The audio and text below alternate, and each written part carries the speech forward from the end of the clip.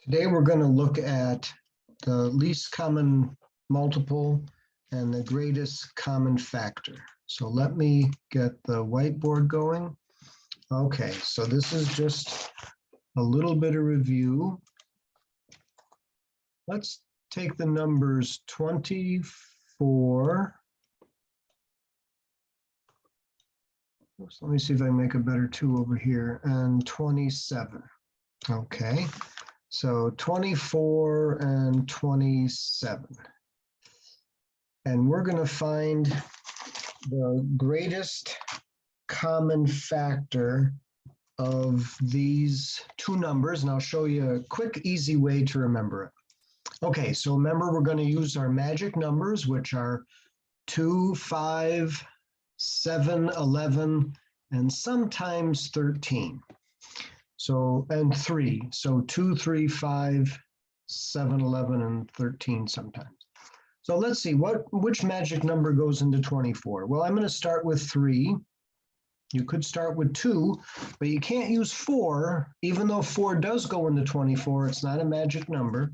So 24 divided by 3 is 8. Okay, and next magic number that goes into 8 will be 2. And that leaves us 4. And then another 2 goes into 4 twice. And then 2 goes into 1. And remember, when you get 1, you're all done. Okay, so we'll leave that there on the side there for a second. Let's look at 27. What magic number goes into 27? Well, 2 doesn't, but 3 does. So 27 divided by 3 is 9. And then 3 goes into 9 3 times. That's the same magic number. And then 3 goes into 3 once. And remember our trick, when you get 1, you're all done. And I'll draw our little box over here.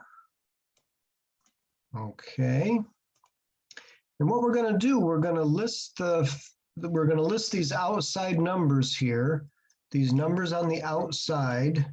We're going to list them inside our working box here. So let me do 24 first. So it's a good idea to write down to 24, maybe with 2 dots if you want, something like that. And just list the numbers and try to list them from little number to big number. So in this case, it would be 2. And then leave yourself some space a little bit. I didn't leave myself much with this, but let's see, we got 3 2s and a 3. Okay, now we'll do 27. I think I might run out of room, but we'll make it work. Now notice 27 over here on our outside numbers doesn't have any 2s, but it does have a 3. So I'm going to line it up kind of as best I can with that 3. And then it has another 3 and another 3. Like I said, I didn't leave myself much room. But anyway, I think we get the idea. I'm going to draw a little line here just to separate stuff. Okay, now remember, we're looking for the greatest common factor. Sometimes it's abbreviated. Oops, GCF.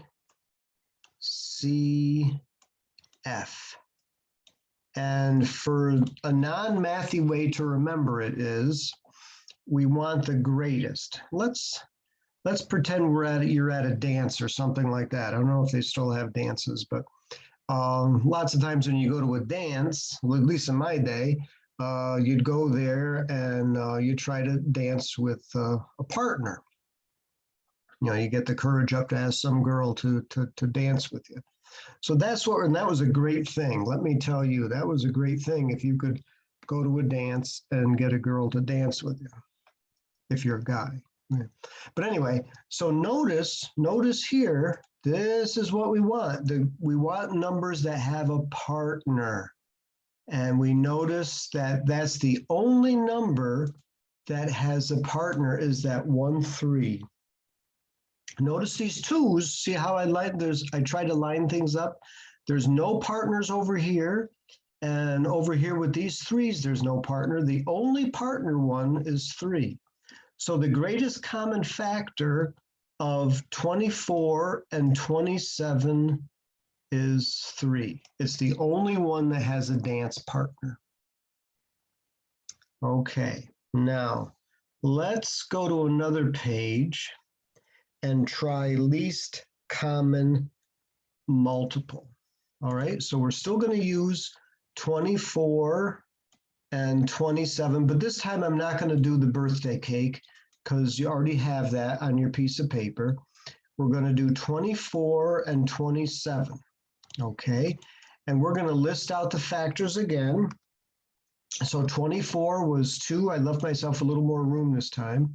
2, 2, and 3.